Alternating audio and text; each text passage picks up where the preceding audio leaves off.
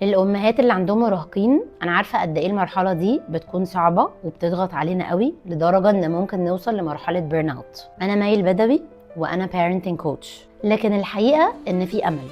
في قصة أم زيك بالظبط كانت حاسة إن هي خلاص فقدت نفسها وإن مفيش أمل ترجع لحتة كويسة أبدا، ومع شوية خطوات بسيطة قدرت تتغير 180 درجة. القصة دي مش عشان تسمعيها وتتحمسي، لا، ده عشان تعرفي ان ده ممكن يحصل معاكي انت كمان.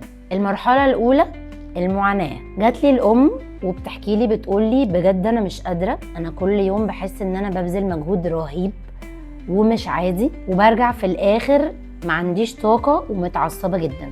وكانت طول الوقت حاسه بالذنب. لو اهتمت بولادها بتاثر مع نفسها، ولو اهتمت بنفسها شويه يبقى بتاثر في البيت، فعلى طول حاسه بالذنب تجاه اي حاجه. حياتها كانت عبارة عن دوامة ما بين مذاكرة، بيت، شغل، طلبات، مسؤوليات، ومن غير أي لحظة إن هي تهدى وتاخد لحظة لنفسها. بدأت تلاحظ إن هي بدأت تنفجر وتتعصب على أولادها من أبسط حاجة، وفي الآخر بتحس بالذنب وتفضل تعيط بالليل بعد ما بيناموا.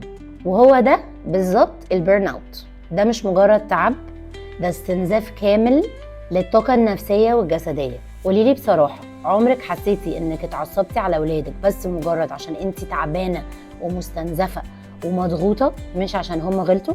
اكتبي لي تحت في الكومنتس. المرحله الثانيه نقطه التحول. الام دي قررت تدي لنفسها فرصه وتشترك في الكورس. في الاول كانت خايفه، فضلت تقول هل ده هيفرق؟ هل انا عندي وقت اصلا؟ هل انا هقدر اصلا اعمل حاجه؟ لكن بعد كده اكتشفت ان الكورس مش محتاج تغييرات كبيره وضخمه، بالعكس هو بيعتمد على خطوات بسيطه ممكن تطبقها وسط اليوم بتاعها. واحده من اهم الخطوات اللي هي فعلا طبقتهم ان لازم لما تبقى عايزه تقول لا من جواها تبطل تقول طول الوقت. بمجرد ما بدات تعمل كده بدات تحس ان الحمل اللي على كتافها بدا يخف شويه بشويه، وبدات تتعلم ازاي تدي لنفسها لحظات راحه وسط اليوم الزحمه. مش يوم كامل، لكن 5 دقايق هنا، 10 دقايق هنا. ومع الوقت بدأت تلاحظ إنها رجعت تضحك من قلبها مع ولادها بجد، بدأت تنام أحسن وما بقتش حاسة بتوتر طول الوقت. المرحلة بقى الثالثة النتائج. بعد أسابيع قليلة النتيجة كانت واضحة، والتغيير اللي هي بدأت تشوفه بقى برضو واضح.